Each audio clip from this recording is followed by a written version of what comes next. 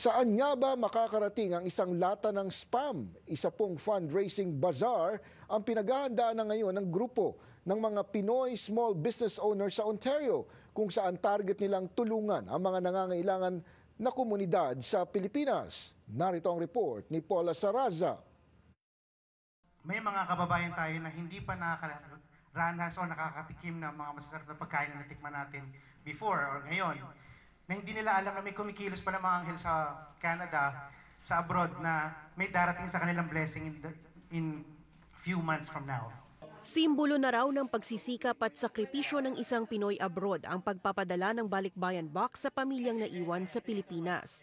At hindi mawawala sa padala ang dose-dose ng lata ng spam na pinapakyaw ng mga kababayan sa mga tindahan, lalo tuwing nagbabagsak presyo. Naisip ko to para sa mga kababayan natin na hindi kayang bumili nito.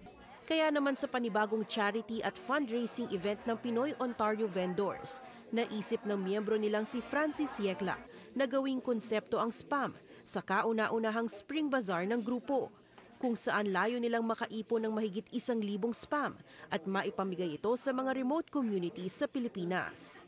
This will be given through the effort of mga vloggers na naisip ko rin.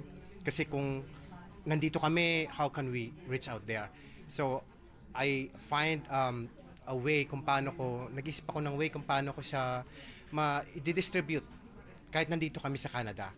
Nagkaisa at nabuo ang grupong ito ng mga Filipino small business owners noong kasagsagan ng pandemya.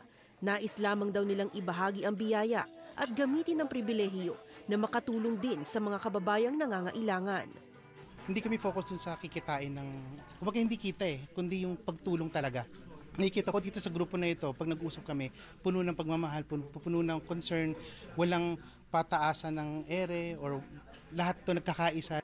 Puspusa na ang paghahanda ng POV sa Spring Bazaar na layong makapuno ng 10 o higit pang balikbayan boxes. Sa bazaar, ang gagawin namin is instead of magbabayad kayo, right? So ang entrance fee namin is spam. And then everything na makokollect namin from that, papadala namin sa Philippines sa mga remote areas. We're looking at thousands of spams, and siguro mas nakakatawa na thousands din na mapapangiti natin ng mga pamilya. Sa bazaar, bukod sa pagkakataong makilala si Kuya Popoy,